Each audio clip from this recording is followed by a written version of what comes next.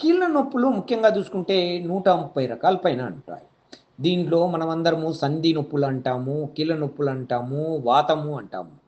ఈ కీళ్ళ నొప్పుల్లో ముఖ్యంగా osteoarthritis, rheumatoid arthritis, SLE, seronegative arthritis, gout లాంటివి.